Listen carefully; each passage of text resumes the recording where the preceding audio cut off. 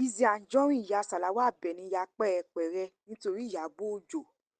Láìpẹ́ yìí ni arábìnrin kan tó ń jẹ́ Olúṣọlá Fathia Azeez ṣe ayẹyẹ ọjọ́ ìbí rẹ̀ tó sì pe àwọn gbajúmọ̀ láti wá yẹ sí, èyí tí Ìyábọ̀ Òjó jẹ́ ọ̀kan lára wọn. Nígbà tí Sàláwá Àbẹ̀ní kọrin, Ìyábọ̀ Òjó bọ́ sójú agbo. Sàláwá Àbẹ̀ní sì sọ̀kò ọ̀rọ̀ sí àwọn ọ̀tá Ìyábọ̀ Òjó tó sì sọ pé Ìyábọ̀dé wọ́n láṣẹ́wó ni ẹ́, gbogbo èébú tí wọ́n bá ń bú ẹ kò dùn ẹ́. Ìyábọ̀ Òjó faramọ́, jẹ́ kí wọ́n máa rẹ́ni níṣẹ́, àwọn onísọkúsọ, àwọn Solo Mákindé, Queen Mother, àwọn kọ́ ni wọ́n dẹ́ ẹ, kí ló ń ṣe wọ́n tí wọ́n ń sọ̀rọ̀ bí Olódùmarè. Ẹ ránṣọ yín níbi tó ti ya, ẹ ṣọ́gba yín kí ẹ sinmi rádaràda. Ìyábọ̀dé ìyá Priscilla, òkú ìnáwó ìyàwó ọmọ rẹ, mo kí ẹ kú oríire. Ìyábọ̀ Òjó, bá mi kí Paul tó bá délé. Ìyábọ̀dé wọ́n gbé kòtò sílẹ̀, wọ́n tẹ́ nílé lórí. Queen Mother ò gbabẹ̀. Iná tá bá dá sílẹ̀ fún ẹyẹ gúnugún, ẹyẹ míì ni wọ́n fi ń jẹ. Àṣègbéyàwó yìí, èèyàn tí ò bá dùn mọ́ nínú kó forí sọlẹ̀ kó bínú kú. Láìpẹ́ ọjọ́ wọ́n á bá jẹ ìrẹsì ọmọ. Èyí ni ohun tí Sàláwá Àbẹ̀ní kọ nínú orin. Èyí tó mú káwọn èèyàn máa sọ pé Sàláwá Àbẹ̀ní ti tẹ Kánívù mọ́lẹ̀ nítorí gbogbo ẹni tó bá ti bá Ìyábọ̀ Òjó ṣe ni Lizzy Anjorin máa ń bá jà. Táwọn kan sọ pé orin tí Sàláwá Àbẹ̀ní kọ ó fi ń pòwe mọ́ Lizzy Anjorin ni. Ṣùgbọ́n Lizzy ti sọ pé àwọn ìyá kan wà tó sọ pé kóun dákẹ́, kóun má dá àwọn tó ń bọ́ òun jà lóhùn tàbí kóun fún wọn lésì. Ṣùgbọ́n tí àwọn ìyá náà sì ti tẹ̀lé àdó tó ṣe lọ, àwọn ìyá kan nìyẹn. Nítorí pé ọmọ wọn ò ṣoríire, wọ́n á sọ fún ọmọ ọlọ́mọ tó ṣoríire pé kó dákẹ́ fáwọn aninilára tó ń bá jà. Kẹ́nikẹ́ni má sọ fún òun ìgbà tí òun máa dákẹ́ fẹ́nikẹ́ni.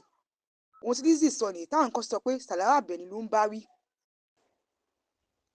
Àwọn kan sọ pé nígbà tí Lizzy Anjorin bẹ̀rẹ̀ ìjà lórí ẹ̀rọ ayélujára ní ọdún 2019 ní Sàláwá Àbẹ̀ní sọ pé kó dákẹ́, kó yé jà lórí ẹ̀rọ ayélujára mọ́, àti pé tí ò bá gbọ́ sóhun lẹ́nu kó má wá sọ́dọ̀ òun mọ́.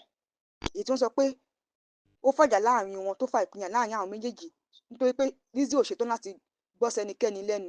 Mọ̀ mí ní ẹbí ní ará, ìyá àgbàlagbà kan wà mo fẹ́ràn ẹ̀ gan. Ìyá yẹn gbogbo yín mọ̀, wọ́n mi sọ nǹkan kan nípa ẹ̀rí. Ìyá yẹn ṣe nǹkan kan recently, mo kàn gbójú. Gbogbo yín wá ń debate lórí ìyá yẹn, mi sọ nǹkan kan. Ọjọ́ tí ìyá yẹn tó ṣẹ̀ mí jù láyé, lọ́jọ́ tí ìyá yẹn sọ fún mi pé kémi dákẹ́ fún aninilára mi. Ìyá yẹn dẹ̀ ń sọ fún mi wípé òun dúró sẹ́yìn àwọn aninilára mi. So therefore, kí má dọ́dọ̀ òun mọ́. Wọn ò mọ̀ pa máa padà ṣoríire lénìí. Wọn ò mọ̀ pa máa padà dín ńlá lénìí. Wọn ò mọ̀ kó máa dára fún wa lénìí. Àmọ́ ìyá yẹn sọ fún mi kí n tó báyìí. Ó ní kí n má dọ́dọ̀ òun mọ́ láyé mi. Mi ò dẹ̀ dá lọ sọ́dọ̀ ìyá yẹn. Mo lọ pẹ̀lú èèyàn pàtàkì kan ni. Mo ti kí ni?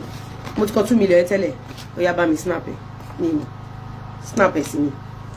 Ẹ gbọ́ mi. Ìyá yẹn ti ń gbọ́ wípé àwọn group of àdótòṣì, àwọn ìyá yẹn náà ti follow billionaire ni wọ́n. Àwọn ìyá yẹn náà ti tẹ̀lé ẹnu pé billionaire ni wọ́n. Àwọn ìyá yẹn ò mọ̀ pé Ọlọ́run máa tara wa bẹ̀rẹ̀ sí ní kọ́ estate. Ọlọ́run máa ti ara wa bẹ̀rẹ̀ sí ní kọ́ city. Ìyá yẹn wá gbá géèmù kan recently, mo kàn gbójú ni. Mo divert ní straight. Àwọn ìyá kan nìyẹn wọ́n bí titi wọn torí titi wọn ò ṣoríire. Wọ́n wá sọ fọ́mọ tó ṣoríire pé kó dákẹ́ káwọn aninilára bá titi ẹ̀ jẹ́. Àwọn ìyá kan nìyẹn. Àwọn ìyá kan nìyẹn. Ó ti yé yín. So nílé ayé anybody má sọ fún mi nígbà tí máa dákẹ́ fún aninilára mi. Ẹ̀yin ẹni yóò ṣe speaker. Ẹni yóò ṣe speaker. Wo èèyàn mímọ̀ ní gbajúgbajà ni kò ń ṣe speaker. Ṣé wá rí ẹ̀yin aninilára tí ìyá yẹn tò sí, ìgbà yẹn ni mo fi mọ̀ wípé àṣà wọn kan ló ń sponsor àwọn aninilára yẹn. Ṣé rí àṣírí tó wà lọ́wọ́ mi ó pọ̀. Tí n bá sọ fún yín pé àtàwọn tẹ́ ń gbèjà àtàwọn tó ń gbèjà yín tèmi yé mi. Kò lè yé ẹ̀yin tẹ́ ń wò mí.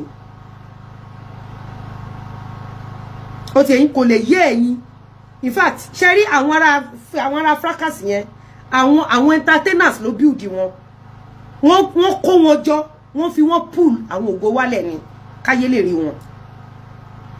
àṣírí lẹ gbọ́ lẹ́nu mi lẹ́nu tó bá sọ̀rọ̀ nípa fracas àwọn entertainers no build fracas.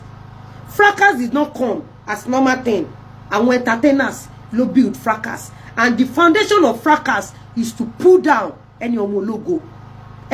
Ọjọ́ wo ni ìjà Lizzy Anjorin àti Ìyábọ̀ Òjó máa tó tán?